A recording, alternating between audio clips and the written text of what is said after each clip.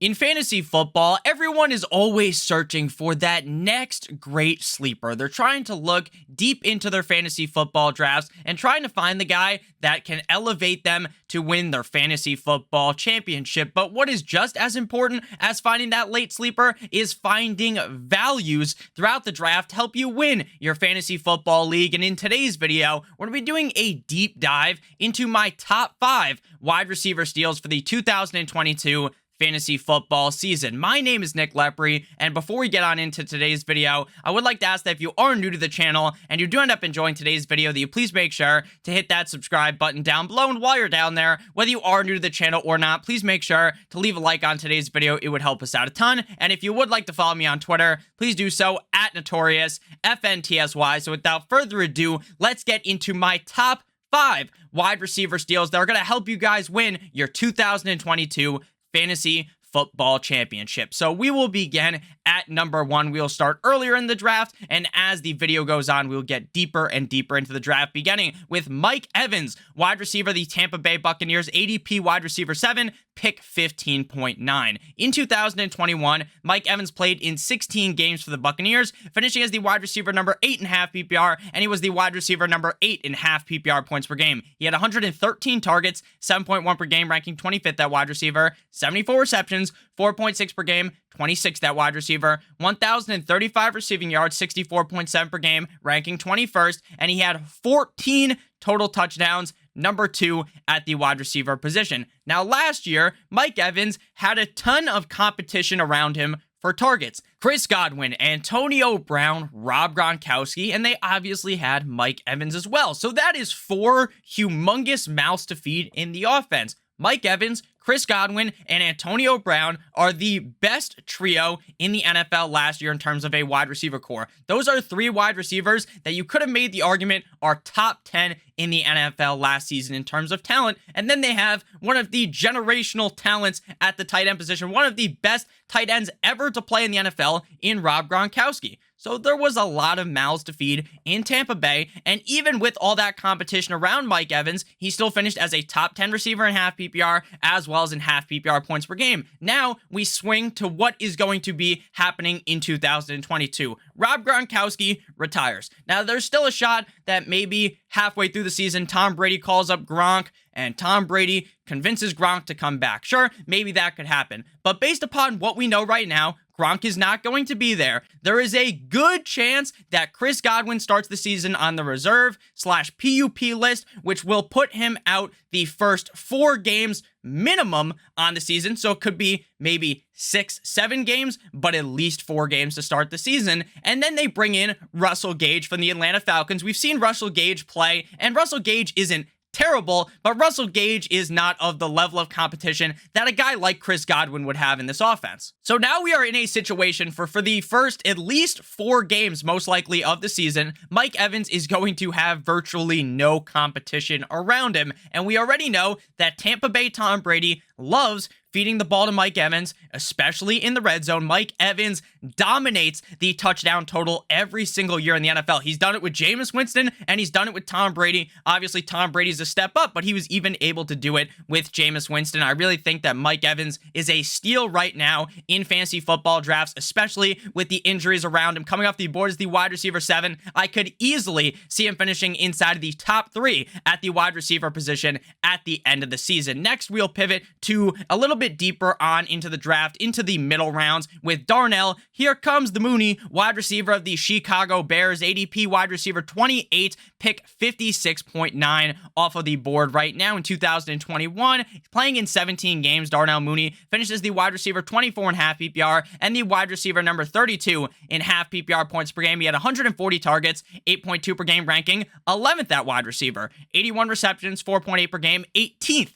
1,055 receiving yards, 62.1 per game, 17th at wide receiver, and 5 total touchdowns, 33rd at the wide receiver position. So last year was pretty clear where everything went wrong because, again, he's top 12 in targets, top 18 in receptions as well as in receiving yards. Everything went wrong in the touchdown category. So for most wide receivers, it is very difficult to project how many touchdowns these guys are going to be scoring, except for a couple of players, right? We've got guys like Mike Evans who are just touchdown fucking monsters, right? You know Mike Evans is probably going to be scoring at least 10 touchdowns if he's able to stay healthy. And then you know other guys like Julio Jones, who, while a couple of years ago, Julio Jones, there's an argument to be made that he was the best receiver in the NFL, and this guy is allergic to scoring touchdowns. He just cannot score touchdowns.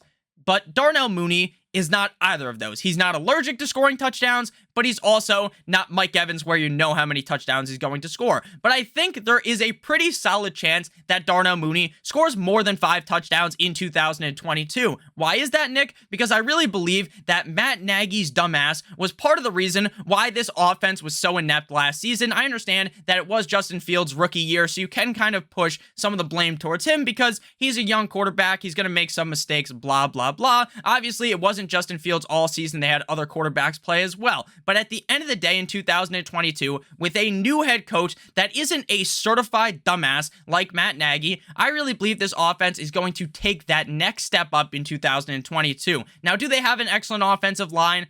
No, of course not. But I do really believe that Darnell Mooney is talented enough that he is going to be able to overcome the woes of the Chicago Bears offense. And now we're going to do a bit of a thought exercise. Try to think in your head of the names of a bunch of wide receivers on the Chicago Bears. Now, maybe some names will come to your head. Velus Jones, the 27,000-year-old wide receiver that they just drafted this season. They have Byron Pringle, formerly of the Kansas City Chiefs. They trade for N'Keal Harry, first-round pick a couple years ago, who hasn't done shit in the NFL. So in reality, Darnell Mooney is the only target on this team that actually means something. Allen Robinson got on the plane, got his ass shipped off to LA. He's now with the Rams. So there is legitimately zilch competition in this wide receiver room for Darnell Mooney. I understand that Justin Fields didn't play the best last season, but again, I'm going to blame Matt Nagy, and it was his rookie year. You can push the blame aside. I really do believe in 2022, this Bears offense as a whole is going to look significantly better, and I do believe that Darnell Mooney is going to step up yet again. I think he's going to be seeing a zillion targets a game, right? 8.2 targets per game last year. If he is able to get those numbers, then getting him at wide receiver 28 is basically fucking stealing, and Darnell Mooney could easily be, from a volume standpoint, a top 12 wide receiver yet again in the NFL. He was a top 12 wide receiver in targets. I think in fantasy football this year, he could easily be a top 12 wide receiver. I just think his ADP is fucking atrocious right now. It makes no sense that a guy who is going to be thrown the ball and utilized so heavily in an offense is going that late again. I understand, but Nick, he's on the Bears. Make all these stupid arguments about how the Bears are going to suck. At the end of the day, you can have a great fantasy player from a garbage team.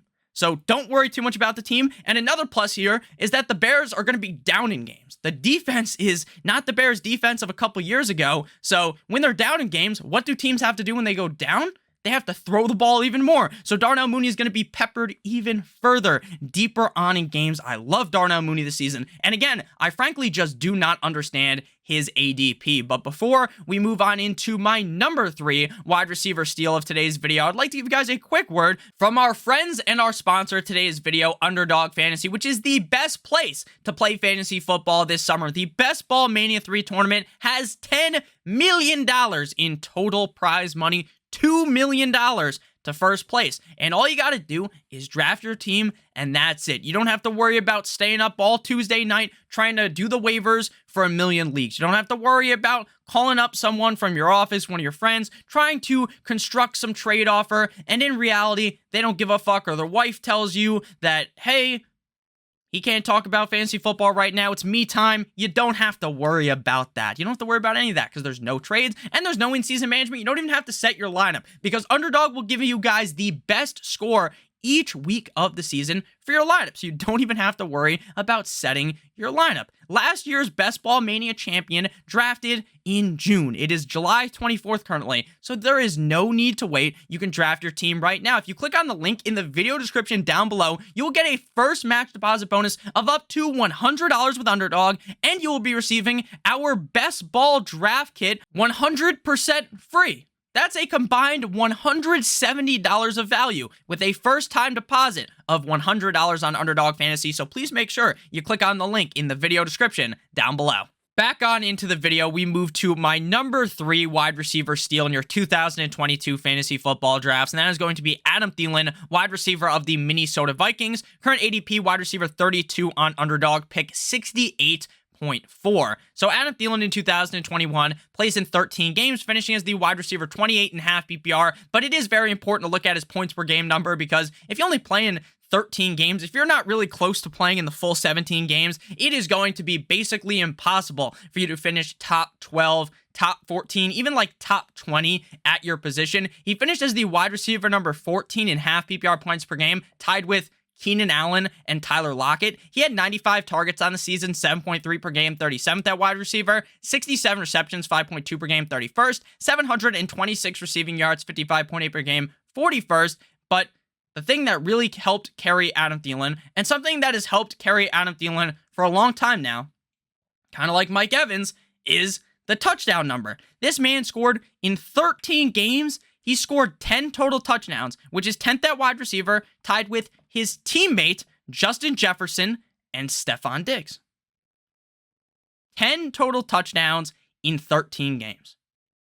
That is something that you can heavily rely on when it comes to Adam Thielen. Now, again, I talked about before how at the wide receiver position, it is hard to project how many touchdowns these guys are going to score, because some of these guys could score like 15, 16 touchdowns, and then the next year score like 5 touchdowns, and didn't really do anything wrong, right? They just weren't throwing the ball in the correct spot to score. But Adam Thielen isn't this crazy huge wide receiver, so he just scores touchdowns regardless of where they are in the field. So I like Adam Thielen a ton in 2022, because for some reason, people are just fucking flat out forgetting how good Adam Thielen is. Again, wide receiver number 32 to me is genuinely a slap. It's a forehand slap and then a backhand slap right to Adam Thielen. How can this guy come off the board as the wide receiver number 32 when he played in just 13 games and finished spots ahead of that at wide receiver 28 last season? And on a points per game basis, when this guy was healthy, he legitimately was close to being a top 12 wide receiver in fantasy football. The Minnesota Vikings now lose the head coach Mike Zimmer and move to a new head coach who it appears is going to be more of a pass-heavy type of head coach. Now, I'm not saying that the Minnesota Vikings are going to magically become a top 5 pass play percentage offense in the NFL, because that would be fucking absurd, because they still have Dalvin Cook and want to run the football. But if their pass play percentage just increases slightly and they're closer to maybe the top 10, top 12, or even maybe just the top 16 of the league, then Adam Thielen is going to be given even more opportunities to catch passes. People will also make fun of Adam Thielen's quarterback, Kirk Cousins, because I understand that Kirk Cousins is not the most clutch quarterback of all time, and he is far from that. But Kirk Cousins is also a significantly better quarterback than most people give him the credit for. So at the end of the day, we have a wide receiver coming off the board at wide receiver 32, who was wide receiver 14 in points per game last season. To me, it's a no-brainer to take the swing on Adam Thielen. I understand he's getting older, right? All of these guys are. No one's getting younger.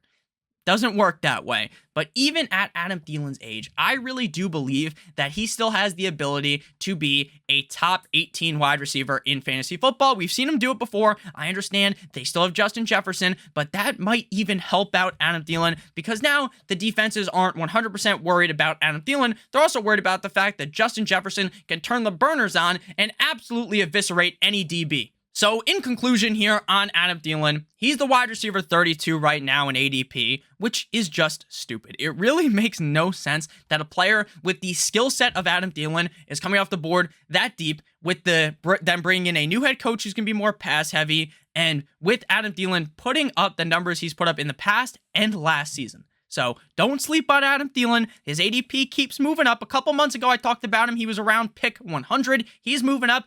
he should probably move up even further because of the skill set this guy possesses. I think he's a steal right now at wide receiver 32. Next wide receiver we discuss here is a guy that had an awful season last year. This guy was a player that I had the drums on. I had the drums beating for him. I was banging the fucking drums. I was screaming from the mountaintop about this player. Kenny Golladay, Kenny G-Spot, wide receiver of the New York Football Giants, ADP wide receiver 56, pick 121.8. In 2021, he played in 14 games, finishing as the wide receiver 83.5 PPR and the wide receiver 95.5 PPR points per game. He had 74 targets, 5.3 per game, 50th at wide receiver. 37 receptions. So he had 74 targets, just 37 receptions, 2.6 per game, 73rd, 521 receiving yards, 37.2 per game, 63rd, and 0 total touchdowns.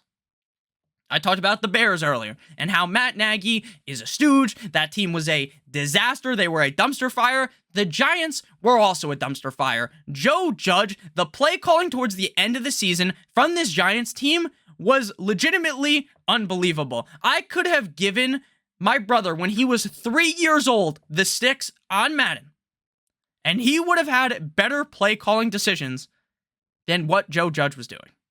Literally, Joe Judge could have just whipped out Madden on the sideline, simulated to where they were on the field, and clicked one of the random 3 plays. And that play calling would have been more genius. He would have looked like fucking Albert Einstein compared to what he was doing. The play calling was egregiously bad. Kenny Golladay scored 0 touchdowns. How many touchdowns did Kadarius Toney score? 0. They backed up the Brinks truck. They gave him one of those crazy checks that's so big, they give it to you when you win the lottery. It was one of those huge checks, and Kenny Golladay played like absolute dog shit. But it wasn't all his fault. He was coming into the season injured, and the team, like I said, was an unmitigated disaster. The team was terrible. Daniel Jones wasn't playing all that good, but now they bring in Brian Daboll. Now they have a pretty solid offensive line. Now Saquon Barkley is healthy. If everything goes to plan, I'm not saying Daniel Jones is going to turn into Patrick Mahomes or something like that, right? Because that would be virtually impossible, right? There's no way we see that happening. But could Daniel Jones maybe turn the ball over less? Could maybe the new head coaching of Brian Daboll unlock something deep inside of Daniel Jones, and the offense just plays better? 100%. Could you be drafting the number 1 wide receiver on the Giants? Now, I like Kadarius Toney as well, but could you potentially draft the number 1 receiver in targets on the Giants at pick 121.8? Right now, the answer is yes, because there is still a chance that even though they drafted Kadarius Toney last year, that Kenny Golladay is still the number 1 receiver in terms of targets in this offense in 2022. And you are getting that at wide receiver 56. Now, I understand there is a bad stigma. There is a stink around this Giants organization from the last couple of years, them being so bad. There's a stink around Kenny Golladay because he burned people last year. He basically took his pants off and took a dump on your chest if you drafted him last year. That's how bad things were. You basically took your 6th round pick in some drafts before he got hurt, if you're drafting earlier in August, and set it on fire. Set it ablaze. So people tend to hold grudges in fantasy football. Now, if you're a smarter fantasy football player, you probably do not do that. But even times I hold grudges. But don't hold a grudge against Kenny Golladay, because everything was stacked against him last year, so he didn't perform well. I think in 2022, we're going to see a little bit more of what we saw in Detroit with Kenny Golladay. Kenny Golladay is legitimately a talented wide receiver. That's why the Giants gave him so much money. So try to push aside what happened last year and think about the situation Golladay is in this year, and think about how much better things could be. Again, he could be the number 1 receiver on the team, and you're getting him at wide receiver 56. To me, pretty simple as to why you want to be drafting Mr. Kenny G-Spot of the New York Football Giants. Let me know down below in the comment section who your number 1 wide receiver steal is right now in fantasy football. Things are obviously going to change by the time it's late August, early September when you're doing your fantasy football drafts, because players get hurt, news comes out, and players' ADPs change a lot. But right now, I am all aboard the Kenny Golladay train in 2022. Final player to discuss in today's video, and we're now officially balls deep in your fantasy football draft with this player, Marvin Jones, wide receiver of the Jacksonville Jaguars, ADP wide receiver 71, pick 161.9. Marvin Jones, I understand they bring in Christian Kirk. They give him the Brinks truck money. They give him the crazy money.